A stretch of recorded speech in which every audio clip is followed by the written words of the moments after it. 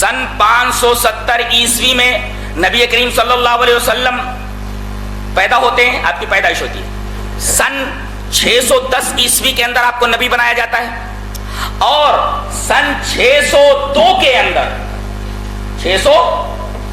اندر ایران اور روم میں لڑائی چھڑ جاتی ہے، حملہ کر دیتا ہے ایران۔ خسرو پرویز اس وقت کا بادشاہ ہے، اور یہ ایران کے کسرا کے اوپر حملہ کر دیتا ہے، اور یہ جنگ چلتی رہتی ہے۔ پھر سے دیکھو، نبی کریم صلی اللہ علیہ وسلم کی پیدائش ہو رہی ہے کب؟ 570 عیسوی میں، اور نبوت کب مل رہی ہے آپ کو؟ 610 میں۔ جنگ کب چالو ہو رہی ہے؟ 602 میں، 602 کے اندر، اور یہ جنگ چلتی رہتی ہے، یہ جنگ چلتی رہتی ہے 614 تک۔ آپ نبی بنا دیے گئے ہیں، جنگ چل رہی ہے ان کی، اور یہ خبر مل رہی ہے برابر مشرکین کو مکہ میں اور مسلمانوں کو کہ ایران کا دباؤ روم کے اوپر بڑھتا جا رہا ہے، اور رومی فوجیں پسپا ہو رہی ہیں۔ اب چونکہ ایرانی مجوسی ہیں، آتش پرست ہیں، تو ظاہر ہے کہ ان کی دلی ہمدردیاں مشرکین کی کن کے ساتھ ہوں گی؟ کنت ہم جنس با ہم جنس پرواز، کبوتر با کبوتر باز با باز۔ آدمی چیزیں اپنے ہم جنس کی طرف پلٹتی ہیں، اپنے ہم جنس کی طرف میلان رکھتی ہیں۔ اب وہ بھی مجوسی، غیر اللہ کی پوجا کرنے والے، وہ آگ کی پوجا کرنے والے، یہ بت کی پوجا کرنے والے۔ اب ظاہر ہے کہ مشرکین کی دلی ہمدردیاں کن کے ساتھ ہوں گی؟ مشرکین کے ساتھ، مجوسیوں کے ساتھ۔ اور رومی عیسائی تھے، کم سے کم عیسائی رسول کو تو مانتے ہیں، آخرت کو مانتے ہیں، اللہ کو مانتے ہیں، یہ تو عقیدہ تھا ان کا۔ تو ظاہر ہے کہ مسلمانوں کی دلی ہمدردیاں کن کے ساتھ؟ عیسائیوں کے ساتھ۔ لیکن یہاں شرک، ایرانی فوجیں غالب آ رہے ہیں رومیوں کے اوپر، اور یہاں تک کہ 614 کے اندر خسرو پرویز نے ایک آخری حملہ کیا، اور آخری حملے میں اس نے رومی فوجوں کو فیصلہ کن شکست دے دی۔ بڑے بڑے پادری مارے گئے، گرجاؤں میں سے کھینچ کھینچ کر کے ان کی گردنیں کاٹ لی گئی، کسی کے اوپر رحم نہیں کیا گیا۔ اور سب سے بڑی بات جو ان کے لیے سوہان روح تھی وہ یہ کہ بیت المقدس کے اندر سے صلیب مقدس، یعنی ہولی کراس، صلیب مقدس، ہولی کراس کو خسرو پرویز کی فوجیں اٹھا لے گئی۔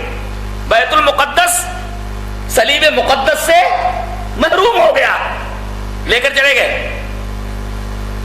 اور حالات یہ بتا رہے تھے کہ ایرانی فوجوں نے، ایران نے رومیوں کو اس طرح گھٹنوں کے بل بٹھا دیا ہے کہ اب وہ برسوں تک اپنے پیروں پر کھڑے نہیں ہو سکتے۔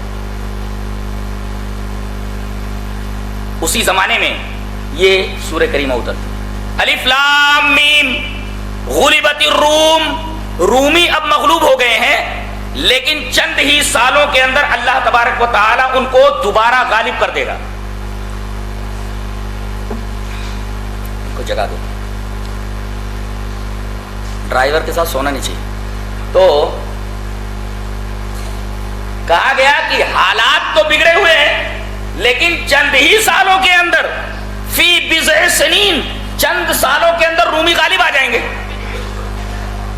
اب جب ایرانیوں کو غلبہ حاصل ہو گیا، ایرانی جیت گئے، تو مشرکین چھیڑنے لگے مسلمانوں کو، دیکھو ہمارے بھائیوں نے جس طرح تمہارے بھائیوں کو کاٹا ہے نا، ایسے ہی موقع آن دو، تمہارے ساتھ بھی ہم لوگ ایسا کریں گے، بکری کی طرح کاٹ ڈالیں گے تم کو۔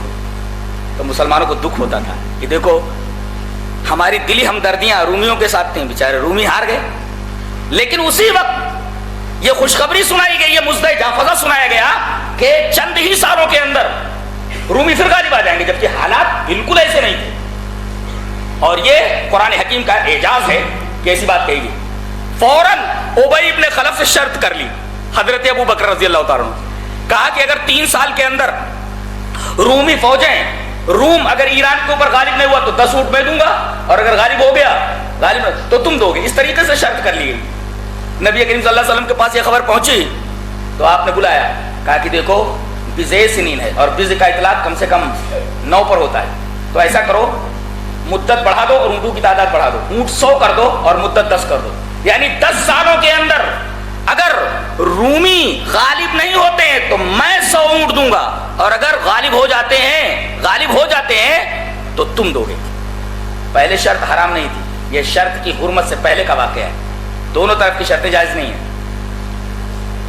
اگر تم یہ جواب دے دو تو یہ لے جاؤ، نہیں تو اتنا دو، یہ دو طرف کی جو شرطیں ہوتی حرام ہیں، لیکن اگر ایک ہی طرف ہو تو وہ انعام ہے، لے سکتا ہے۔ تو ابی ابن خلف سے شرط کر لی حضرت ابوبکر صدیق رضی اللہ تعالیٰ عنہ، اور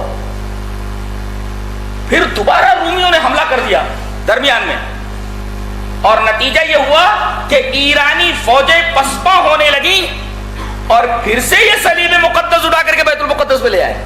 اور یہ خوشخبری مسلمانوں کو کب ملی؟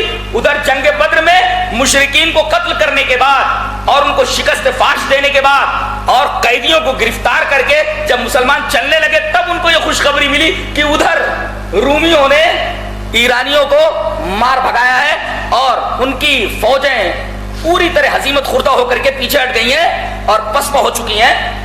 مسلمانوں کو دلی خوشی ہوئی، ایک تو میدان جنگ میں مشرکین کے اوپر غالب ہونے کی وجہ سے، اور دوسری یہ خوشی خبر یہ آئی کہ رومی ان کے اوپر غالب ہو گئے۔ اس لیے اللہ تبارک و تعالیٰ نے مسلمانوں کو جنگ بدر کے موقع پر دو خوشیاں عنایت فرمائیں۔